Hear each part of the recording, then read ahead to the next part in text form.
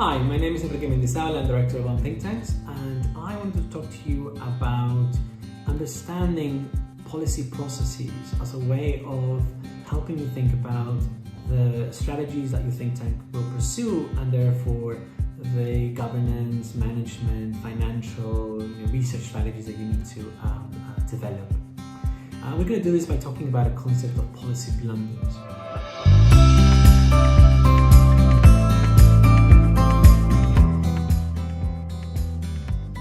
Think tanks differentiate themselves from research organizations in that they have a stated aim to inform policy. They want to have an outcome beyond the research community. So everything they do in relation to their governance, their management, research agendas and methods, communication strategies, fundraising strategies, and even what and how they monitor and evaluate has to be focused on that objective.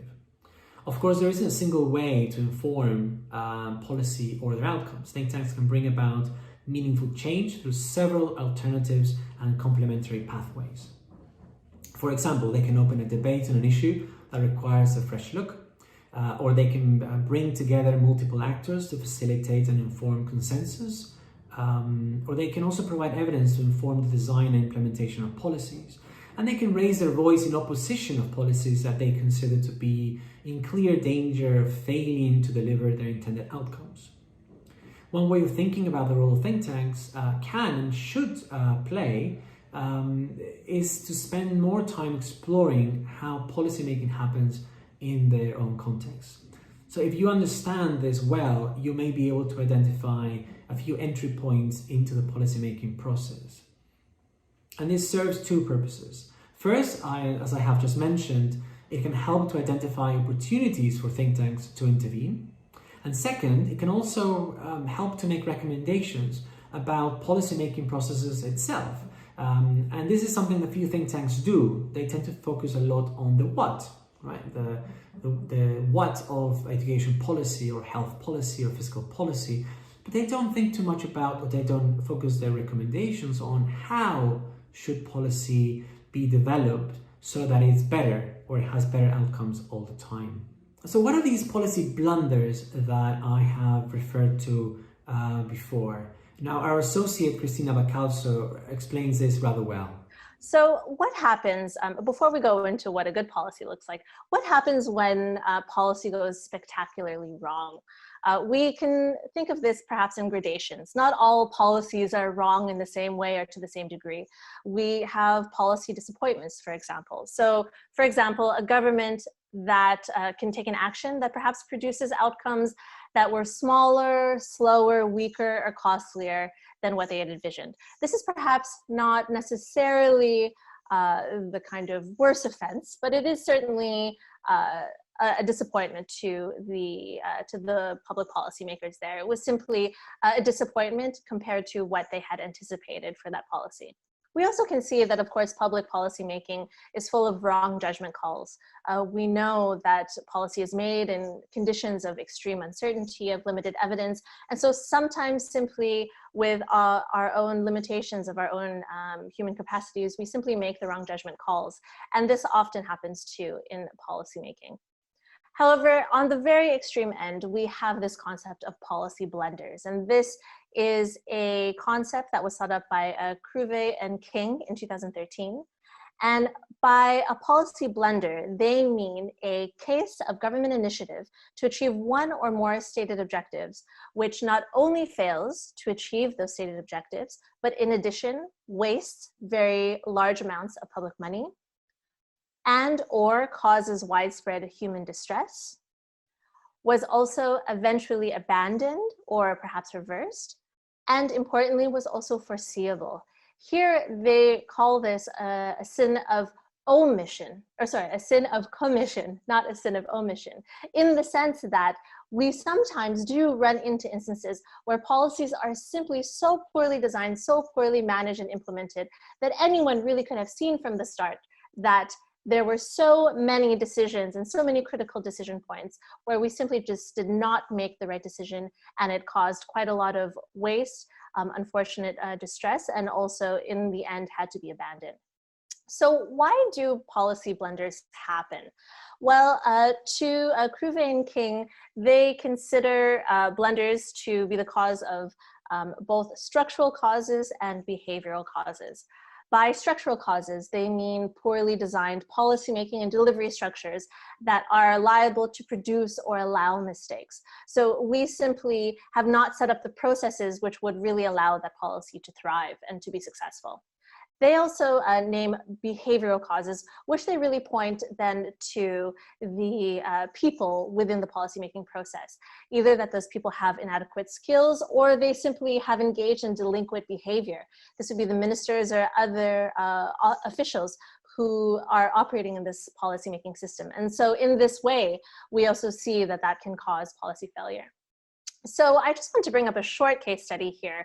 And this is just a very brief overview, and I will point to where you can find more information about it afterwards online. But this case study, which Cruve and King bring up in their book, is about the 1991 UK Child Support Act. So this Support Act was about enforcing the requirement that all parents were liable to pay child support to their partners and to then, in effect, replace the court system that used to handle these cases. This had also led to the creation of a child support agency. However, after a decade of the act, since the act was enacted, it actually had appeared to make very little difference to the proportion of single mothers who had received child support. Many low-income mothers often actually did not even become better off. And even on top of the inefficacy of this program, there was a backlog of over 300,000 cases and over 3 billion sterling pounds in debt. And so here, Cruve and King, they define this particular policy as a policy blunder. Now, what are some of the causes that they attribute to this? Well, for structural causes, they pinpointed that there was a lack of deliberation in the design of the policy itself. The officials at the time did not have any direct experience or direct contact with the frontline workers who would be working in the welfare offices, who would actually be interacting with these families. So they had really no future process, they had no prospect in terms of how this policy in the future would be implemented.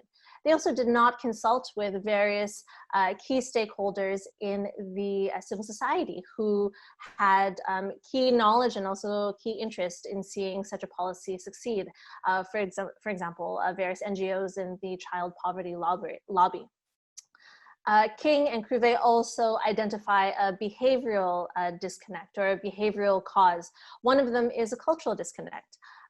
We can just anecdotally tell from the composition of the members of parliament in the UK that they come from a particular social strata and social background, which likely, in all likelihood, had very little interaction with the segment of society who would be most affected by this policy. And so as a result, they attribute this lack of connection to them not really realizing that, for example, low-income people were often in casual or intermittent employment. And such a small detail, when you think about it, is actually what had caused a sort of a trickle effect in terms of the overwhelming administrative backlog. The lack of understanding of the realities of low-income people, which came from this cultural disconnect, as well as a lack of deliberation with civil society, caused them to forget or to have this lack of oversight about this aspect of design in the implementation.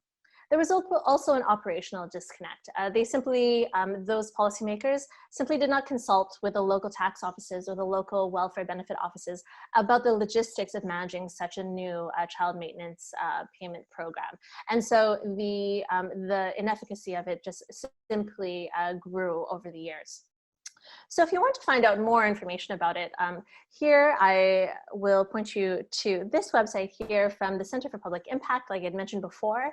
And this, the UK Child Support Act is actually one of their case studies. And I would really encourage you to take a look through all of their case studies, which are from various policies from around the world, where they evaluate and map the efficacy of that policy along their framework here of policy, legitimacy, and action. That was an example from the UK. Now, bear in mind that the blunders described in the book by King and crew are not insignificant. They stack billions of pounds each, and their stories extend over years, sometimes even decades.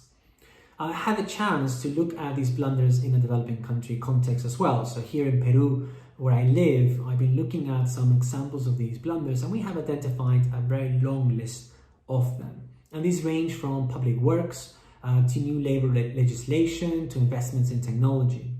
And of particular interest are a series of policies aimed at the most vulnerable and marginalized groups, precisely those groups that we tend to have less information about.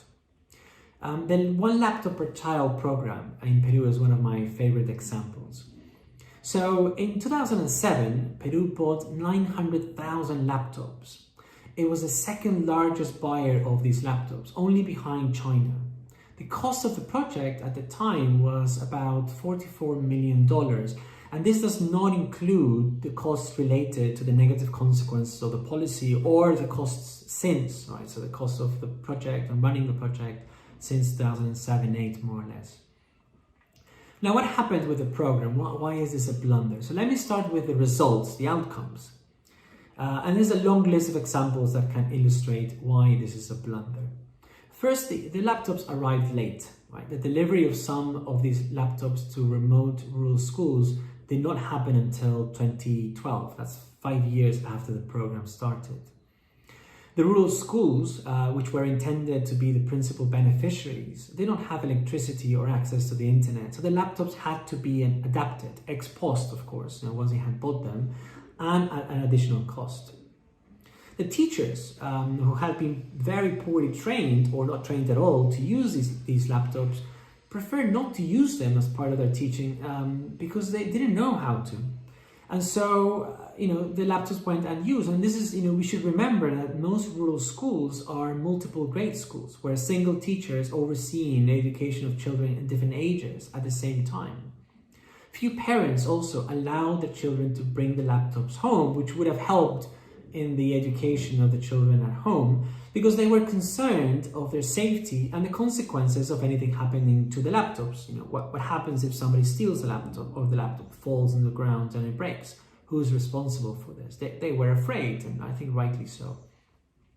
Now, thousands of laptops stored away in some warehouse burned down at some point, and those that did not burn down are probably still there. And what about the educational outcomes, where most studies suggest that these were quite negligible? So for the investment involved, not just in money, but in terms of effort and time, and the disruption this caused on students and teachers and parents, the results have not been positive at all. Why did this happen?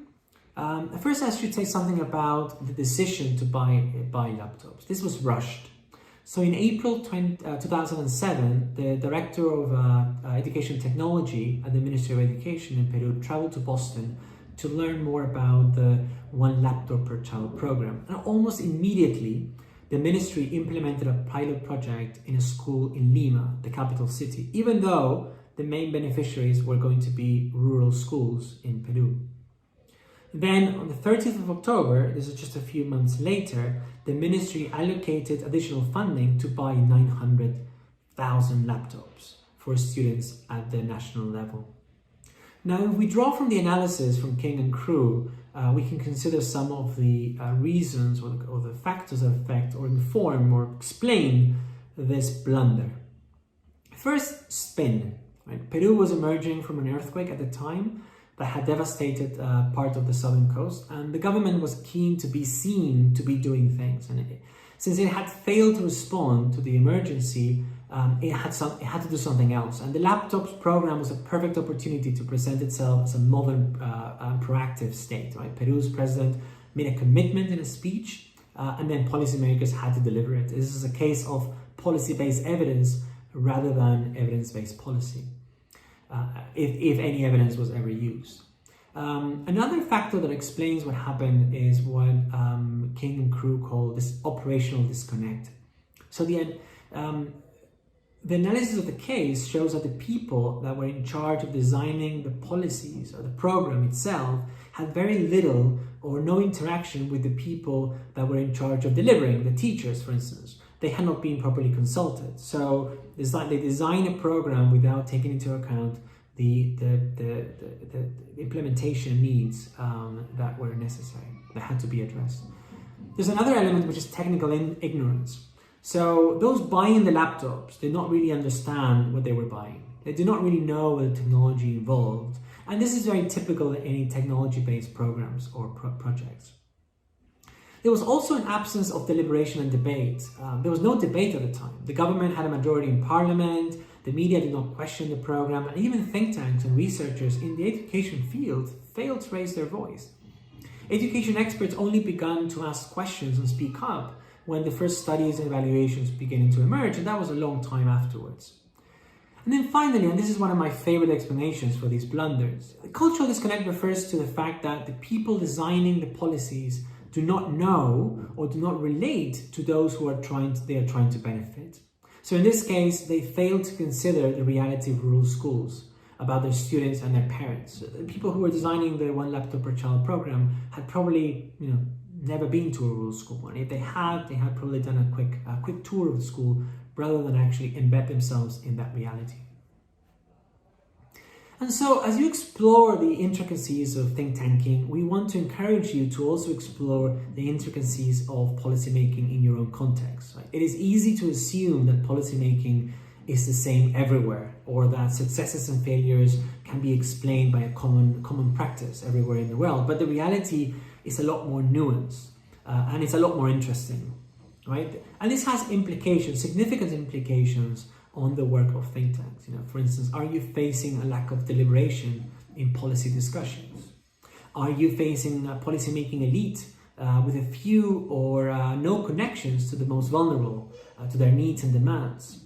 Are you facing a disconnect with operational cadres? Are the policies being made by a small clique of decision makers and researchers influenced by groupthink?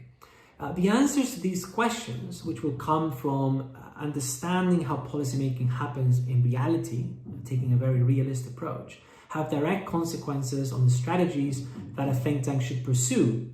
And every strategy will demand different resources, different competencies, different skills, and even different business models.